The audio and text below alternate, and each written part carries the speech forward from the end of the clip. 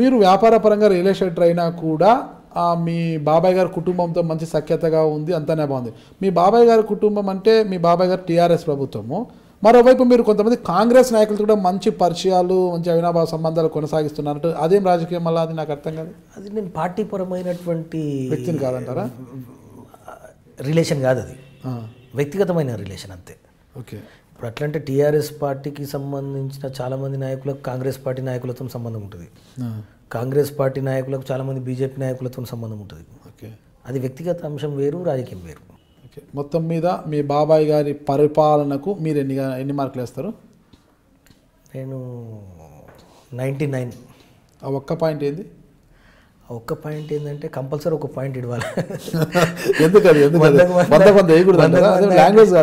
వంద అంటే ఏమవుతుందంటే ఏకపక్షంగా చెప్పినట్టు అవుతుంది. 99%. ఇక చివరిగా తీసుకుంటే మీ సోదరుడు కేటీఆర్ గారికి ఇటీవల దావోస్కు ఆహ్వానం పలికింది కదా, అక్కడ వ్యాపార సదస్సుకి ఆహ్వానం పలికింది కదా, దీన్ని మీరు ఎలా సెలబ్రేట్ చేసుకుంటున్నారు? 100% అదొక చాలా మంచి అవకాశము. కేటీఆర్ గారు ఈ బిజినెస్ పరమైనటువంటి ఇన్వెస్ట్మెంట్స్ తెచ్చేటువంటి పరమైనటువంటి అంశాలతో పాటు కొద్దిగా పార్టీ మీద కూడా దృష్టి పెట్టి, కొద్దిగా పరిపాలన విషయంలో కూడా దృష్టి పెట్టి, రకరకాల రిఫార్మ్స్ విషయంలో కొద్దిగా మెచ్యూర్ కావాలని నా కోరిక. ఓకే. ఒక చివరిగా తీసుకుంటే ఇటువైపు బాబాయ్ ఫ్యామిలీ, అటువైపు సొంత సోదరు రమ్యారావు గారు, వీరి మధ్య జరుగుతున్న అంతర్గత కలహాలు కావచ్చు, విమర్శలు ప్రతి విమర్శలు కావచ్చు, వీటన్నిటి మీకు ఎప్పుడైనా అబ్బాయి ఏంది ఈ సోది నాకు తల బుప్పి కడుతుందన్న ఫీలింగ్ కలిగిందా? అంటే నేను ఏమంటా అంటే ఇప్పుడు ఎవరి వ్యక్తిగతం వాళ్ళది.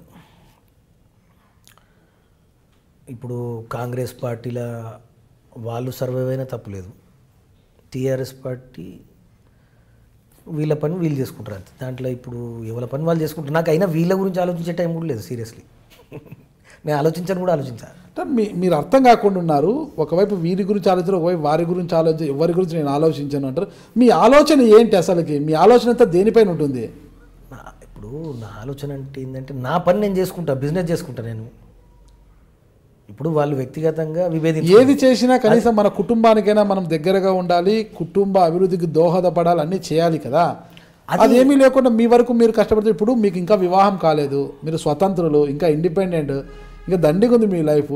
ఇప్పుడే మీరు నా వరకు నేను చేసుకుంటానంటే ఇక భవిష్యత్తులో మీరు ఇక మీ కుటుంబానికి ఎలా ఆసరాగా నిలబడతారు? కుటుంబానికి ఆసరా నిలబడని మీరు సేవా కార్యక్రమాలు ఎలా చేస్తారు? నేను ఇప్పుడు మీరు ఏమడిగారంటే, ఒకవైపు టీఆర్ఎస్ పార్టీ తరఫున వీళ్ళు, ఒకవైపు కాంగ్రెస్ పార్టీ తరఫున వాళ్ళు, ఇద్దరి మధ్యలో మీరు ఎలా నలిగిపోతున్నారు? అవును. నేనేమంటున్నా అంటే వాళ్ళ నలిగిపోతున్నారు కదా, ఏంది హెడ్ఏక్? నాకు అనిపిస్తుంది ఏమనిపిస్తుంది అంటే ఈ రాజకీయాలల్లో రిలేషన్స్ కూడా చక్కగా ఉన్నాయనేది నాకు అర్థమైపోయింది. ఓకే.